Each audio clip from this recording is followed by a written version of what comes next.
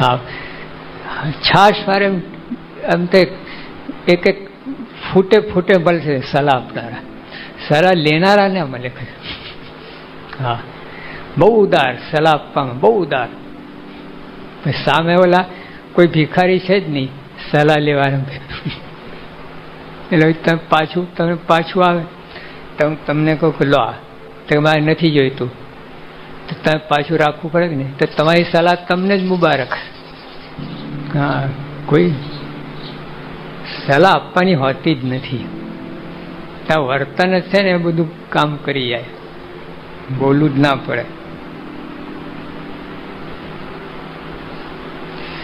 અને અમારી આવે જે કોઈ ભગવાનના ભક્તનું ઘસાતું બોલે તો તમને દીઠો જ ગમે નહીં, અને જે ભગવાનના ભક્તનો અવગુણ લેતો હોય તો તેના હાથનું અનજળ પણ ભાવે નહીં.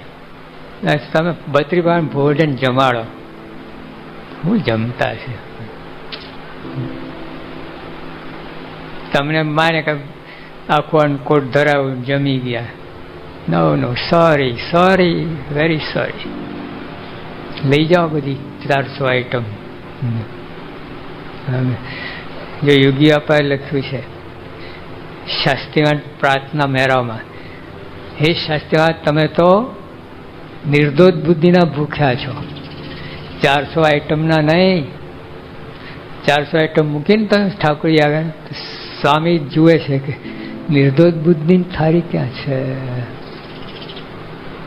400 આઈટમ દેખાય નહીં, હારી બે ઉદાસ થઈ જાય. પછી 400 આઈટમ નજરે ના કરે. પહેલા પછી નિર્દોષ બુદ્ધિની થાળી છે, જેમ આપણે મૈસૂબ મગજની થાળી જોઈએ છે ને, બાપા નિર્દોષ બુદ્ધિની થાળી છે. લો હવે નિર્દોષ બુદ્ધિ દરેક થાળીમાં નાખવું પડે. એની એક થાળી જુદી, આપણે અન્નકોટમાં દરેક ટેકે પાન મૂકીએ, છતાં પાનનું પેલું મુખવાસનું અલગ જુદું હોય. દરેક આઈટમ નિર્દોષ બુદ્ધિ જોઈએ એમ. હા, નિર્દોષથી ભરપૂર. નિર્દોષ એ સત્સંગ, નિર્દોષ એ સેવા, નિર્દોષ એ જ ભક્તિ. યોગી પર રખે જો આ પછી યોગીયા શું કહે, દરેકમાં નિર્દોષ બુદ્ધિ રાખવી, ખાલી અહીંયા નહીં, દરેકમાં. નિર્દોષ એટલે બ્રહ્મની મૂર્તિ, નિર્દોષ એમ નહીં. હા, બ્રહ્મની મૂર્તિ એ આપણે નિર્દોષપણું કહે. એટલે એવી રીતે બધાને જોવા.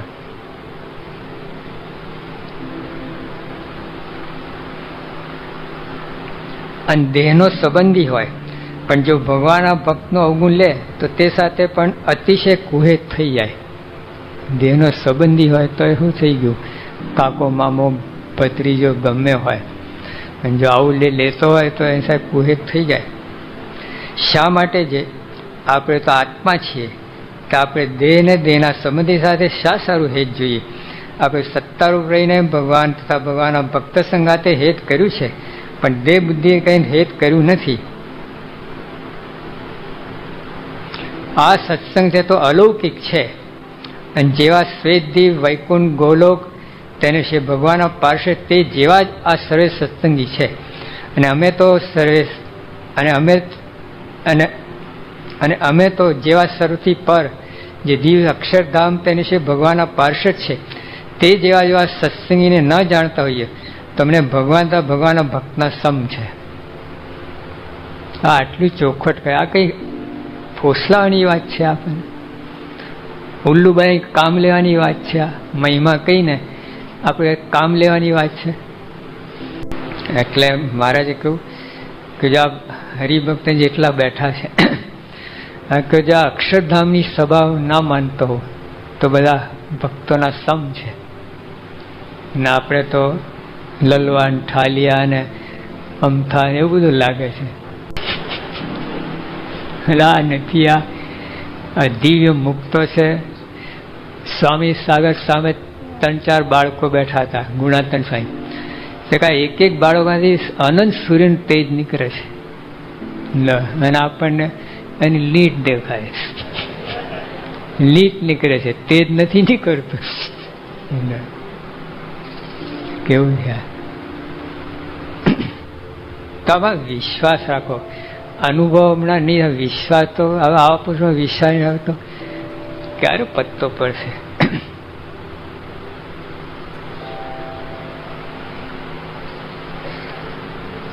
એટલે આ રીતે મહારાજે બધી વાત કહી આંટીની.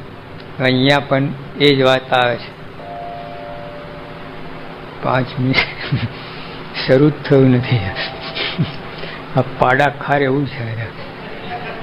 એમને વાત કહી તો કાલે કરશું.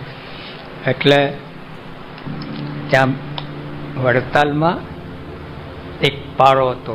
એટલે ઓલો ભેંસનો પાડો, ઓલા પાસે એને પાડો કહે છે, પણ ઓલો પાડો ને આ પાડો પાડા ખાની જે વાત કરે. એટલે ઓલા પાસ છે ને એને કઈ હરી કરી, ઓલા આમ કંઈક કર્યું, અને ઓલો જે ખીજાવે ને એની પાછળ દોડ્યો. પાડો પારાની પાછળ દોડ્યો. બરાબર. ઓલો છટકી ગયો બુદ્ધિ છે આમ તેમ કહીને, અને આને બરાબર આંટી પાડી. હા, છઠ્ઠું જ્ઞાનેન્દ્રિય ખોલી એને તો બધું કોમ્પ્યુટરમાં બધું નોટ કરી લીધું, એને સોફ્ટવેર બનાવી દીધી. બરાબર, તૈયાર. તો ઓલો દેખાયો નથી, પાછો પડ્યો નથી. હા, પછી એમ કરતા ઓલો પાડો તો ધામમાં ગયો.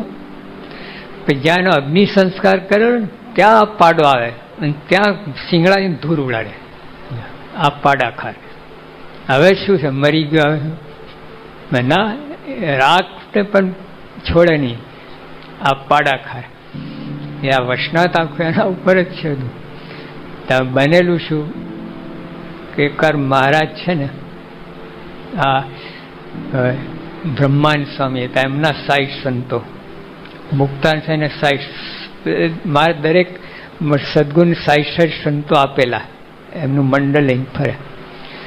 એકવાર એક સાધુ મૂંઝાયા, બ્રહ્માંડ સ્વામીના મંડળના સાધુ ઘરે જવાની તૈયારી કરતા હતા. મુક્તાન સ્વામીને ખબર પડીને બોલાયા અને સમજાવીને એને કહ્યું, ભાઈ આ ઘરે શું કરીશ તું, કે આવા ભગવાન મળ્યા છે, અનંત જન્મથી ફેરા ફાટે, ખૂબ સરસ બધી વાત કરી. રાજી થયો, પણ તો કે સ્વયં રહું પણ બ્રહ્મા મંડળમાં ના રહું, તમે રાખો તો રહું. સારું ભાઈ, તું રહેતો હોય તો મારી સાથે રહે, હું બ્રહ્માંડ થઈને વાત કરી દઈશ. હજુ બ્રહ્માંડ થઈને વાત કરે પહેલા તો બ્રહ્માંડ થઈને કોઈ હરી કરી આવ્યો. હજુ આવું છે, આ સત્સંગ આવું બધું બહુ ચાલે. હા, ખટપટ આ તે બધું આમ. એટલે કોઈ આવીને કહી ગયો છે, બ્રહ્મા શું થાય કવિતાઓ બનાવો, કીર્તન, ખબર પડે છે કેમ શું છે. આ મુક્તાને તમારે એક ચેલો પડાવી લીધો. જો આ સમાચાર કઈ રીતે મારી મચોડી. આ પિયરવાળો એવું જ કરે બધા. એક ભાઈ કારેલાનું શાક બનાવેલું, અમે એને ત્યાં ગયા. કઈ રીતે બનાવ્યું ખબર છે, પણ છોલી નાખ્યું બધું, ઉપર બધું છોલી નાખ્યું. રહ્યું શું, એટલે નીચે અંદર પેલા એને પેલા મીઠાના પાણી બરાબર નીચોઈ નાખ્યા, પછી એને તરી નાખ્યા, ગોળ નાખ્યો. કારેલા રહ્યા ક્યાં, કારેલાનું ખૂન કરી નાખ્યું. આપણે આ સમાચાર કઈનું કઈ જવાબ ક્યાંથી ક્યાં મચેડી નાખ્યું, કેટલું બધું. મુક્તાન છે ઓલા ઉપર દયા કરી, એને બદલે કેવું સમાચાર પડાવી લીધું ચેલો. તો બ્રહ્માંડ માની ગયા. જો આપણા બધાની આ કમજોરી છે, યાદ રાખજો. તો તમને કોઈના સારા ગુણ કહેશે ને એવો નોટ નથી થતો. કોઈ XYZ હાવ મામૂલી ફળતું માણસ હોય ને તમને આગળ આવીને કોઈના અવગુણ કહે ને તમે મની જશે. આ બ્રહ્માંડ છે ને થોડું બીજાને શું થાય.